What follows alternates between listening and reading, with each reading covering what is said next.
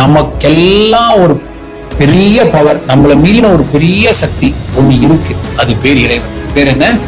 இறைவன். அவன் நமக்குள்ளேயே இருக்கான்னு உணர்ந்து செய்யும் போது, இப்ப நீ வேலை செய்யும் போது நீ நினைச்ச அவுட்புட் வரதுக்கான தடங்கள் என்ன இருக்கோ அதை இறைவன் கண்டிப்பா நீ அந்த கர்மா மாத்த முடியுமா? சத்தியமா மாத்த முடியும். நீ மத்தவனை கம்பேர் பண்ற பாருங்க, அந்த மினிஸ்டர் நல்லா இருக்கான், அவன் எம்எல்ஏ பையன் நல்லா இருக்கான். யார் சொன்னா? அவங்களுக்கு ஹெல்த் ப்ராப்ளம் என்னவோ, ஃபேமிலி ப்ராப்ளம் என்னவோ யாருக்கும் தெரியாது. யாரையும் உன் கூட கம்பேர் பண்ணாம புதுசா ஒரு வாழ்க்கையை வாழணும்னு ஆரம்பி. அந்த நிமிஷமே நீ ஏழை கிடையாது.